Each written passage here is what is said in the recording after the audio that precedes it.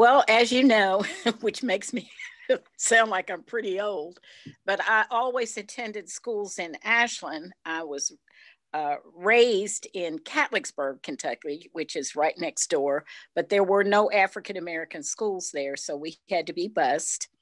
And we were bused from Catlettsburg to Ashland, and we attended the one African American school there from first grade to ninth grade.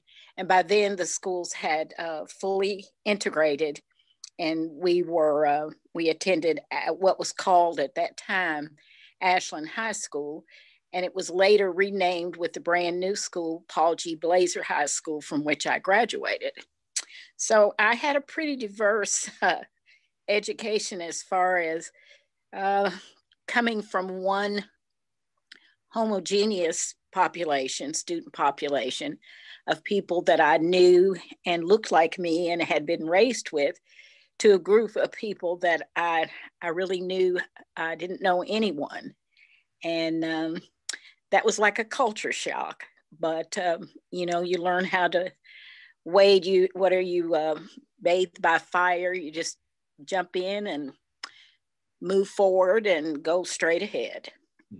And even before I attended, like when my older siblings attended, they transported, from what I understand, I don't have just all the specifics, but students from Greenup, Grayson, it was all kinds of areas in Kentucky to come to this one location. So I guess we were the only all-Black school that was available for anyone to get a first through high school, you know, first through 12 grades to get to graduate from. So that's some of what I know about. And I'm sure there are people around who know a little more about the previous things that happened. But yes, having grown up in a school that was markedly very different from the other schools, even my day-to-day journey to school, I got on a city bus in Catlettsburg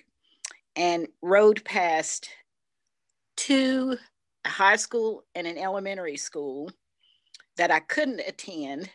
And then when I got off in Ashland, I walked past Catholic school, two elementary schools that I could not attend, to reach my destination that was the Black school, Booker T. And I would ask my mother and my siblings why do we have to go past why can't we go to those schools? You know, those children go every day. Why do I have to make such a long journey just to get to go to school every day? And it was always in the back of my mind about why those things occurred. And the Black history that we were taught in school always spurred, you learned about people that were successful and very gifted. They had had all kinds of inventions and the many things that they contributed to our society. And not just them, but there were graduates from our school that went on to be great people and made wonderful contributions in this world. And I just always wondered why we were separated merely because of the color of our skin, why that had to occur. He was a voice. He was a strong Christian voice. And that's very important. And I say a strong Christian voice because he used the church. The church at that time was the only forum for which African Americans had to voice any kind of opinion. There were very few people in the political arena, and it was a struggle. And with all of the issues that were happening around us, and of course in this area, there was we had no African-American leadership as far as that was concerned. And very few people even would be candidates to run for any kind of position. My faith is everything. It sustained me and kept me through. So, I mean, you know, it wasn't always easy. You heard people call you names on some of those ventures to school. So if you didn't have a faith that was very strong and had that little something inside of you that made you strong, When I went to school, I was only 5. I wasn't even 6 years old.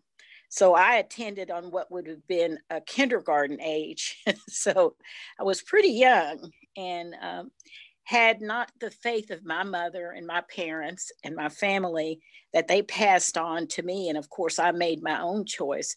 Had I not have had it, I could not have gone through some of the things that I did go through. Our country is so divided, and it's divided in which a way that I have not seen for decades. It's like underlining there were always things that were there, because we understand that racism is systemic. It's not something that happened overnight. It doesn't always have to do with just the little things we see, like education and being able to go to a certain restaurants. It's much more extensive than that. It has to do with the fact that sometimes you're not able to live in the places that you wanted to live, or to go to the places that you wanted to go. And if there was they used to call it a glass ceiling when it had to do with men and women trying to get equal pay with jobs that the same job that men would do. Well, in that whole spectrum of, say, we have the male Caucasian, and then beside him we have the female Caucasian. Then we have below that the African American male, and then at the very bottom, we have the female African American. And that's how we've always had to struggle, from the bottom up, from everything that we've had to do. Well, now we hear people say and do things, especially from the top, that we really didn't hear as vocally as we do now. Things that you never thought, the disrespect, the anger, the hatred like we see now. We have not seen that in many, many years, and not to this point. There's no one single answer. It's a culmination of a lot of things. We understand that with money comes power. If you don't have a lot of access to good jobs, good education, and being able to make a decent salary, it kind of puts you out of the race with a lot of things. You know, if our culture can be kept in a certain area and never allowed to be moved forward, then things are great. But once you start moving forward and moving into positions that you never had an opportunity to move into, it causes friction. Because as I tell you, money equals power, and education equals power as well. That's one thing that we've always tried to encourage our young people. Once you get an education, no one can take that away. And your mind can keep on growing, and you can keep on contributing. And that's what we need to keep on contributing now. We have a group of young people, and well, it's a mixture. It's a mixture of all kinds of people. Under the Black Lives Matter, a lot of people didn't like that. They didn't like what it stood for. They didn't like the way people did things. But sometimes you can be pushed down so far that the only thing you can do is to push forward. And this is what it has come to be. It's like the area, and I do remember the 60s when we had the race riots. Now, we didn't really have them here, but I did have an opportunity to visit other places who did have them. They did experience them. After so long, people cannot be pushed down. And we've reached that boiling point in our country. If you don't have a voice, if you're discouraged and you're cut off at every turn, the only thing you can do is to push out. And that's what's occurring now. But the great thing about this movement is it's not just African Americans. It's all kinds of people. It's all kinds of people who are moving forward and working together. And that is the only way that it can change, is if we all unify and work together in a single movement. If people don't talk, see, people don't want to talk about I don't want to talk about that. I don't remember. And that's on both sides. We have African Americans that don't want to talk about the bad times. Yep. But you have to talk. If you don't talk, you'll never heal.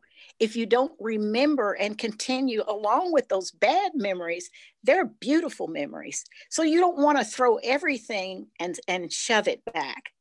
There was an old saying, and you probably heard it, or maybe not in your household, but someone else's. What happens in this house stays in this house. Well, what happens in the Black community doesn't have to stay in the Black community. You need to let it out, and everyone needs to sit down and talk about it. Absolutely. We'll never heal if we don't.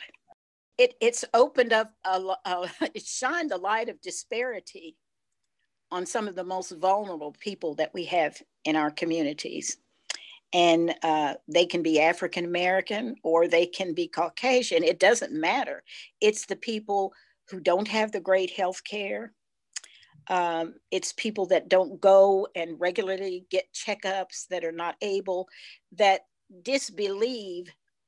They're very apt to disbelieve the things that health providers tell them. They're very leery because they haven't always been treated fairly. And that's sad. You know, that in this day and time, we have people that don't listen to healthcare providers. I think it's just a culmination of all peoples sitting down together, working toward a common goal. I'm here to serve whoever I can. I'm ready to pass forward what wisdom that I've gained. I'm humbled by all the experiences. I'm thankful, good or bad, whatever the experiences were. But I'm always anxious to learn new things, to meet new people, and to go on new journeys. And that's my life. I hope to do it until the day I die. And I do understand John Lewis, and he's one of my mentors, just a person that we talked about having him one day come to Ashland, and that never came to pass. But he was amazing, his life story and how he started out so young and he followed all the way through until his death. He could be someone that we could all look up to and we could follow and pattern our lives after. He was an amazing, amazing man.